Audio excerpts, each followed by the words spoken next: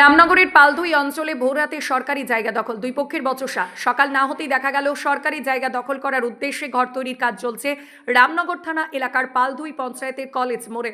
সরকারি জায়গা দখল করছেন কলেজ মোড় সংসদের ব্যক্তি প্রদীপ দাস এবং অন্য একজন অভিযোগ করছেন তার নাম রুনু দাস। এ নিয়ে সকাল সকাল দুই পক্ষের বচসা। ঘটনাস্থলে খবর পেয়ে আছেন কলেজ মোড় সংসদের সদস্য প্রতিনিধি আশুতোষ মাইতি। এ নিয়ে প্রদীপ দাস অর্থাৎ জায়গা দখলকারী উনি বলছেন, আমি বাইরে থাকি, কাউকে চিনি না, জানি না, ওই জন্য কাউকে কিছু বলিনি, আমি একটা দোকান ঘর বানাবো বলে স্ট্রাকচার করছি।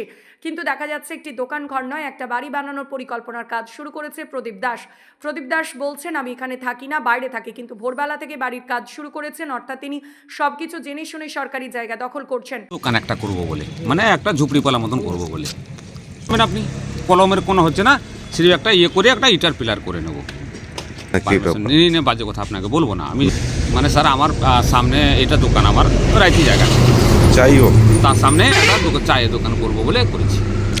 মানে স্যার আমি বাইরে থাকি, আমি সদস্য ছিলেন না, ভাই এসছেন আমার, ওনাকে বললো যে কাজ বন্ধ রাখেন, না বন্ধ করে দিচ্ছি। বন্ধ রাখছেন?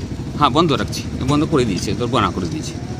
কে বন্ধ করলো? মানে আমাদের সদস্যরা এসে বললেন যে আপনি একটু কাজ বন্ধ রাখুন, আমি বন্ধ রেখে দিচ্ছি। নামটা কি আপনার? প্রদীপ দাস। রুনু দাস বলতে চাইছেন, তার বাড়ির সামনে সরকারি জায়গা বাদ দিয়ে যেন জায়গা দখল করে, এ নিয়ে দুই পক্ষের মধ্যে বচসা চলে। আমার অভিযোগ হচ্ছে, আমার যেরকম রাস্তা ছিল সেরকম থাকবে, এটা তো পিডব্লিউ রাস্তা। আমার দলিলে যেই লোক পিডব্লিউ জায়গার লেখা নেই, মানে আমার ঘর থেকে বেরোনো রাইতি জায়গা পর্যন্ত আমার যেরকম রাস্তা ছাড়া আছে ছাড়া আছে, কিন্তু পিডব্লিউ কোনো জায়গা উল্লেখ নেই, বেরোনো পর্যন্ত লেখা আছে। এবার পিডব্লিউ জায়গা ওরা, আমি বলছি যে দখল করার আগে একটু পিছিয়ে, তোমার যতটা জায়গা ছিল তুমি ভরাট করে তুমি যতটা করেছো তুমি করো, আমার সেটা নিয়ে আমার জায়গা যতটা আছে আমার ততটা থাকবে, আমার জায়গার পিডব্লিউ জায়গার উপর কাটবে কেন? আমার অভিযোগটা এইটুকু।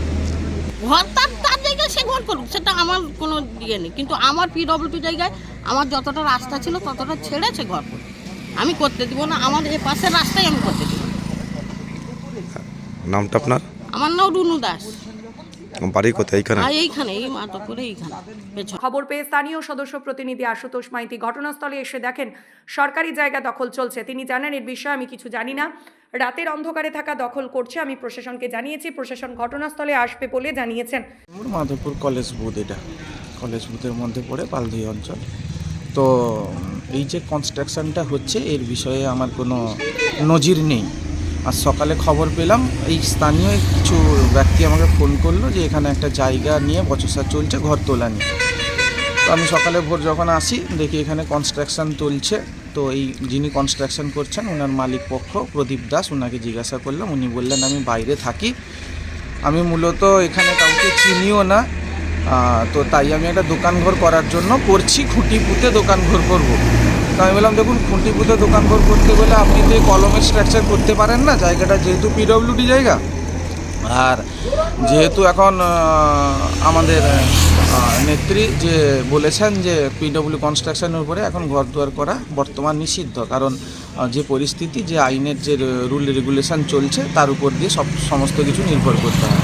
তো এই অবস্থায় যখন আমি ওনাকে বলি, ওনার পাশের বাড়ির ভদ্রমহিলা বৌদি, উনি এসে কমপ্লেন করেন যে এটা আমার জায়গা, এই জায়গার উপরে আমি আরও উভয়কে সান্ত্বনা দিয়ে বুঝিয়ে বর্তমান ওনাকে বললাম কাজটা স্টে করার জন্যে, যেহেতু পিডব্লিউডি জায়গা উনি কারোকে বলেননি, কোনো জায়গায় জানাননি, সেই হিসেবে ওনাকে বললাম যে ওনার সাথে আর ওনার পাশের শরিকের বৌদিদের সাথে যে গণ্ডগোল ওটা যাতে মিটিয়ে নেয়, তারপরে আমরা এসে দেখছি এটা কোথায় কী করা যেতে পারে।